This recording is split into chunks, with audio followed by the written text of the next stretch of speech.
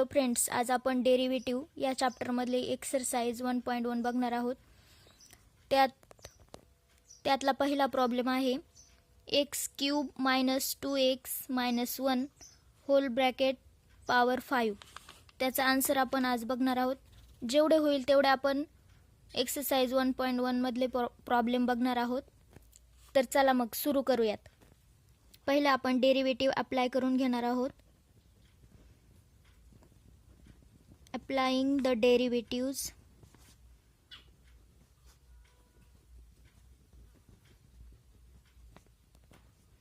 त्यानंतर derivative apply करून घेणार आहोत.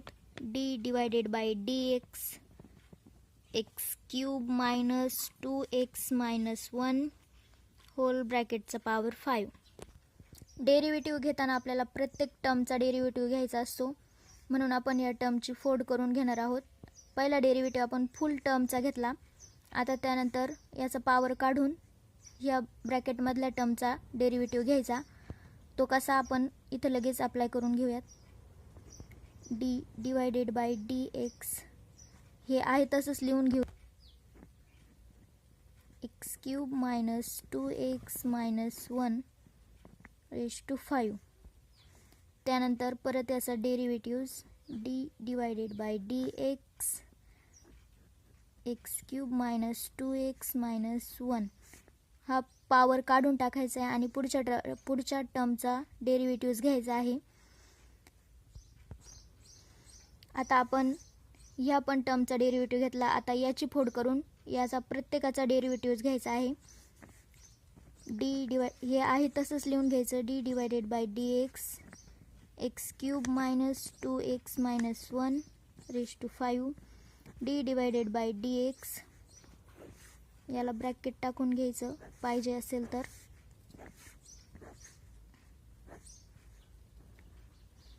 d divided by dx x³ - d divided by dx 2x - d divided by dx आणि 1. आता याची फोड करून घेतल्याच्या नंतर याला आपण फॉर्म्युले अप्लाय करून डेरिव्हेटिव्ह काढणार आहोत. आता आपण ह्या टर्मसाठी फॉर्म्युला वापरून घेऊयात. त्या टर्मसाठी फॉर्म्युला असा आहे. d divided by dx x raise to n is equal to n x raise to n - 1 हा फॉर्म्युला वापरून आपण याचा डेरिव्हेटिव्ह काढणार आहोत. d divided by dx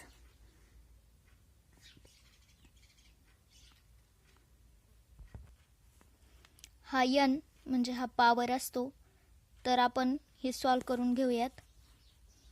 n म्हणजे 5 ही टर्म आहे तशीच फॉर्म्युल्यानुसार. x³ - 2x - 1 रेज टू 5 - 1 हे बाकीचं आहे तसंच लिहून घेऊयात. d divided by dx x³ - d divided by dx 2x - d divided by dx 1. आता हे सॉल्व करून घेऊयात.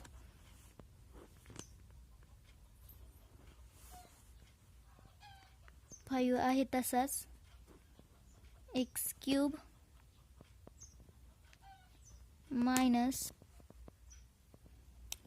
2x - 1 5 - 1 म्हणजे 4. आता हे डेरिव्हेटिव्हने सॉल्व झालेलं आहे. हे बाकीचं आहे तसंच लिहून घेऊयात.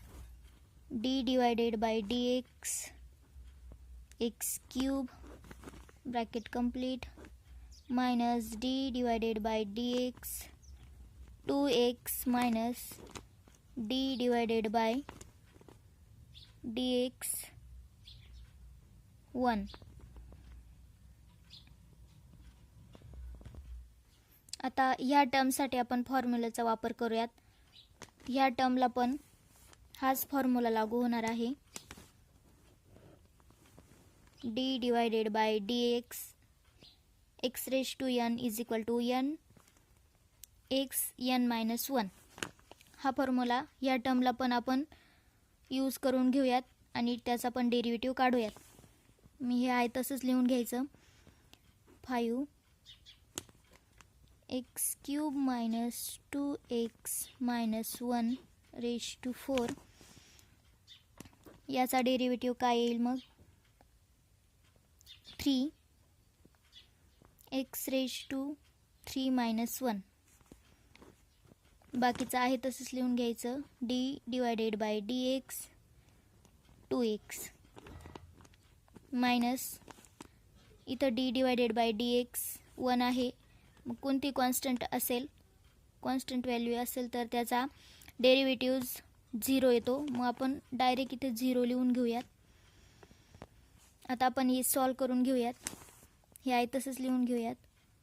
5 X cube minus 2x minus 1 raise to 4 3x square minus D divided by D X 2x. आता आपण याचा डेरिव्हेटिव्ह काढूया. काढून घेऊयात. हा 2 कॉन्स्टंट आहे म्हणून इकडे येणार आहे, कारण ह्या कॉन्स्टंटला जोडून x येईल म्हणून याची व्हॅल्यू 0 येत नाही. आपण हे लिहून घेऊया आहे तसंच. 5 X cube minus 2x minus 1 raise to 4 3x square minus हा 2 बाहेर येईल आणि डेरिव्हेटिव्ह फक्त एक्सचा येईल. हे आहे तसंच लिहून घेऊयात. 5 X cube minus 2x minus 1 raise to 4 3x square minus 2 आणि या एक्सचा डेरिव्हेटिव्ह 1 येतो म्हणून इथं 1 लिहून घेऊयात. आता प्रॉब्लेम सॉल्व करून घेऊया. 5 X cube minus 2x minus 1 3x square minus 2 into 1 2 लिहून घेऊयात. आता ही मोठी टर्म आहे, ही छोटी टर्म आहे म्हणून इथं 4 राहिला. ही मोठी टर्म आहे, ही छोटी टर्म आहे म्हणून छोटी टर्म आपण आधी लिहून घेऊयात. म्हणजेच 5 3x square minus 2 x cube minus 2x minus 1 हे आपलं फायनल आन्सर आहे. आता यानंतर आपण प्रॉब्लेम दुसरा बघणार आहोत. दुसरा प्रॉब्लेम मी लिहून घेतलेला आहे. 2x raise to 3 divided by 2 minus 3x raise to 4 divided by 3 minus 5 whole square 5 divided by 2. आता आपण ह्या प्रॉब्लेमचे सोल्युशन बघणार आहोत. त्याच्यासाठी applying derivatives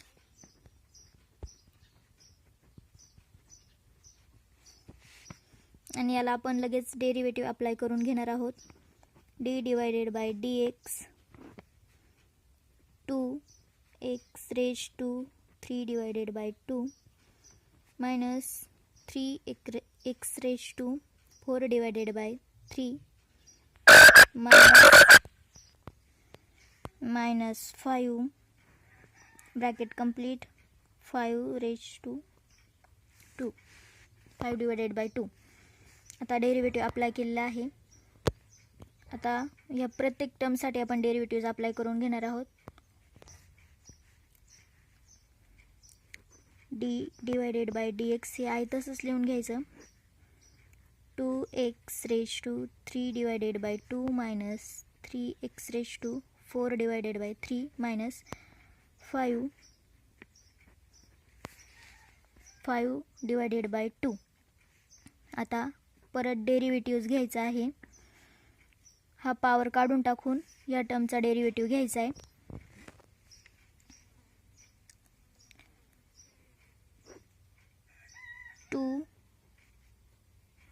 x 3 raise to minus 3x4 divided by 3 minus 5. हे आहे तसंच लिहून घ्यायचं. d divided by dx 2x 3 divided by 2 minus 3x4 divided by 3 minus 5 divided by 2. आता या ब्रॅकेटमधल्या पूर्ण टर्मची फोड करायची आहे आणि प्रत्येकाचा डेरिव्हेटिव्ह घ्यायचा आहे. Into d dx 2x raise to 3 divided by 2 minus d divided by dx 3x raise to 4 divided by 3 minus d divided by dx 5. आता आपण ही सगळ्यांची फोड करून घेतलेली आहे. आता आपल्याला फॉर्म्युले यूज करायचे आहेत. फॉर्म्युले यूज करून आपण एका टर्मचं सोल्युशन काढणार आहोत. आता आपण पहिल्यांदा याच्यासाठी फॉर्म्युला यूज करूयात. याच्यासाठी फॉर्म्युला आहे d divided by dx x raise to n is equal to n x n minus 1. ह्या फॉर्म्युलेनुसार ही टर्म आपण पहिल्यांदा सॉल्व करून घेऊयात. तर या फॉर्म्युलेनुसार n 5 डिवायडेड बाय 2 यांची व्हॅल्यू ही आहे. आपण लिहून घेऊयात यांची value 5 divided by 2 in bracket 2x 3 divided by 2 minus 3 x raise to 4 divided by 3 minus 5 n minus 1. यांची व्हॅल्यू आपली 5 डिवायडेड बाय 2 मायनस 1. हे आपण लिहून घेतलं आहे. बाकीचं हे आहे तसंच लिहून काढायचं.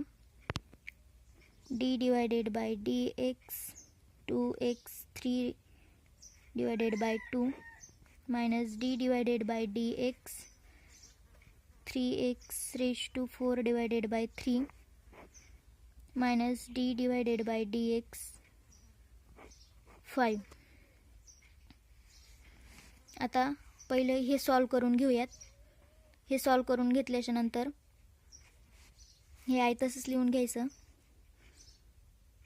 5 डिवायडेड बाय 2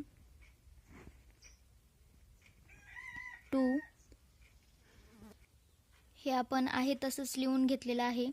आता आपल्याला हे सॉल्व करायचं आहे. हे मी तुम्हाला दुसऱ्या पेजवरती सॉल्व करून दाखवते. 5 डिवायडेड बाय 2 मायनस 1 कसं सॉल्व करायचं हे बघूयात. आता आपण याचा छेद आपण सेम करून घेऊयात. म्हणजे 5 divided by 2 minus 1 into 2 divided by 1 into 2. म्हणजे याचा आन्सर येईल 5 divided by 2 minus 2 divided by 2. म्हणजे आता याचं छेद समान झालं आहे. म्हणजे आपल्याला याची वजाबाकी करता येईल. मग आपण याची वजाबाकी करून घेऊयात. 5 मायनस 2 डिवायडेड बाय 2 म्हणजेच याचा आन्सर येईल 5 मायनस 2 म्हणजेच 3 मायनस 2. याचा आन्सर आलं आहे 3 मायनस 2. मग आपण हे सॉल्व करून घेतलं आहे आणि याचं आन्सर आलं होतं 3 डिवायडेड बाय 2. आता हे बाकीच्या टर्म आपण आहे तसेच लिहून घेऊयात. d divided by dx 2x raise to 3 divided by 2 minus d divided by dx 3x raise to 4 divided by 3. आणि इथं कॉन्स्टंट आहे म्हणून याची व्हॅल्यू डायरेक्ट 0 येणार आहे. मग आपण ते 0 आहे तसंच लिहून घेऊयात. आता आपली ही टर्म सॉल्व करून झालेली आहे. आता आपण ही टर्म सॉल्व करून घेऊयात आणि ही पण सॉल्व करून घेऊयात. तर हे आहे तसंच लिहून घ्यायचं. 5 divided by 2x raise to 3 divided by 2 minus 3x raise to 4 divided by 3 minus 5 bracket 3 divided by 2.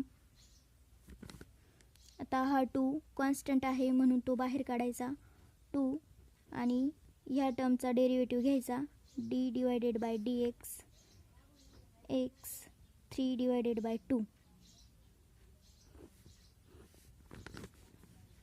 त्यानंतर मायनस यातून 3 बाहेर काढायचा कारण तो कॉन्स्टंट आहे म्हणून 3 D divided by D X ह्या टर्मचा डेरिव्हेटिव्ह घ्यायचा X raise to 4 divided by 3. आता पहिले आपण ही टर्म सॉल्व करून घेऊया. याच्यासाठी फॉर्म्युला आहे D divided by D x x raise to n is equal to n x raise to n minus 1. आता ह्या फॉर्म्युल्याचा वापर करून आपण ही टर्म सॉल्व करून घेऊयात. हे आहे तसंच लिहून घेऊयात 5 divided by 2 x raise to 3 divided by 2 minus 3 x raise to 4 divided by 3 minus 5 x raise to 3 divided by 2 आहे तसाच. त्यानंतर आपण ह्या फॉर्म्युल्याचा वापर करून ही टर्म सॉल्व करून घेऊयात. एन म्हणजे इथं 3 डिवायडेड बाय 2 हा आहे म्हणजे एनची व्हॅल्यू 3 डिवायडेड बाय 2 आहे. ते आपण लिहून घेऊयात 3 divided by 2 x 3 divided by 2 minus 1 minus आणि ह्या टर्मसाठी सुद्धा हाच फॉर्म्युला यूज होणार आहे. मग आपण ही टर्म पण इथे सॉल्व करून घेऊयात. 3 आहे तसाच इथं यांची व्हॅल्यू 4 डिवायडेड बाय 3 आहे. मग आपण लिहून घेऊयात 4 divided by 3 into x raise to 4 divided by 3 minus 1 bracket complete.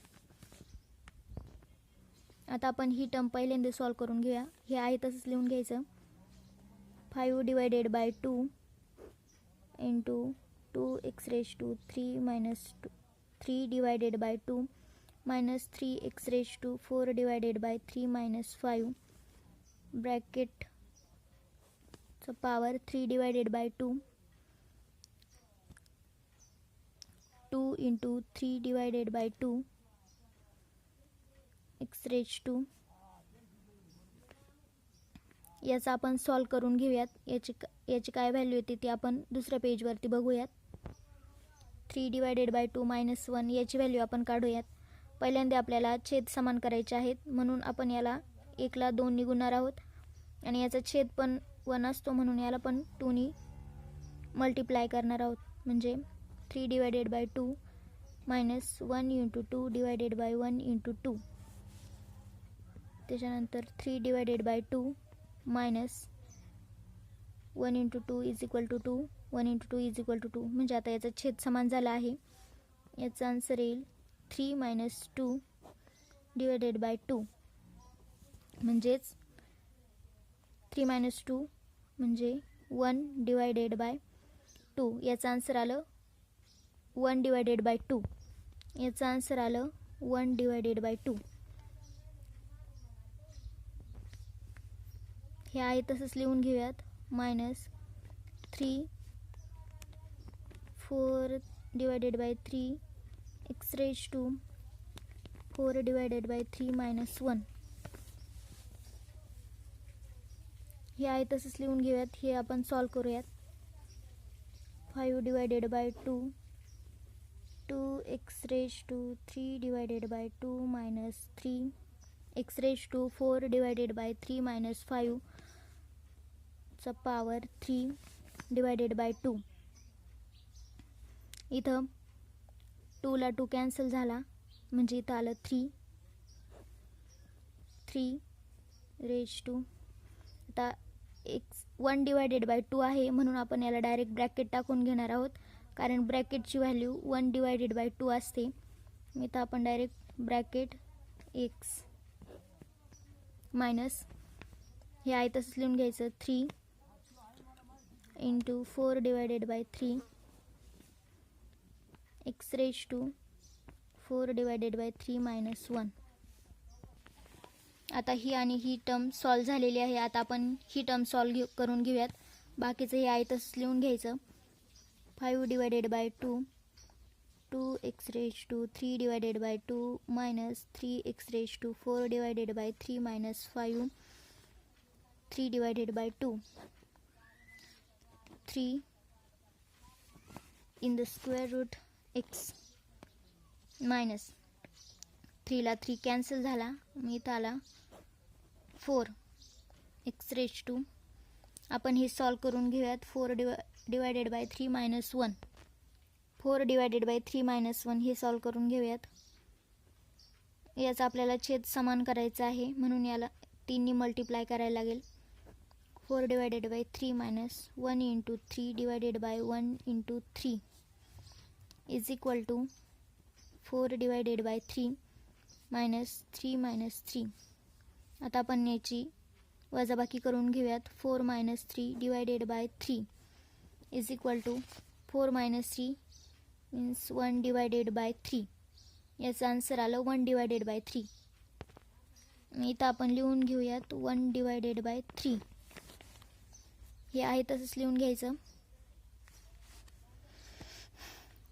5 divided by 2 2x raise to 3 divided by 2 minus 3x raise to 4 divided by 3 minus 5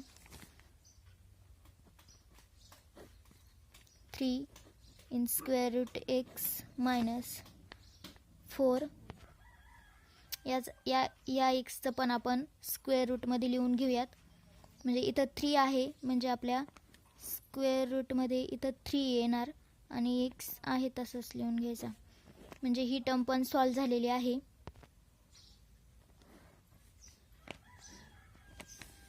आता ही टर्म मोठी आहे आणि ही छोटी आहे म्हणून आपण ही छोटी टर्म पहिल्यांदा घेणार आहोत आणि लास्टला मोठी टर्म ठेवणार आहोत. लिहून घेऊयात तर 5 divided by 2 in bracket 3 square root x minus 4 in the square root 3x bracket complete. त्याच्यानंतर ही टर्म लिहून घेऊयात. 2x raise to 3 divided by 2 minus 3x raise to 4 divided by 3 minus 5 ब्रॅकेटचं पॉवर 3 डिवायडेड बाय 2. हे आपलं final answer आहे. आता आपण या व्हिडिओमध्ये 2 प्रॉब्लेम बघितले आहेत. बाकीचे प्रॉब्लेम नेक्स्ट व्हिडिओमध्ये बघूयात. Thanks for watching.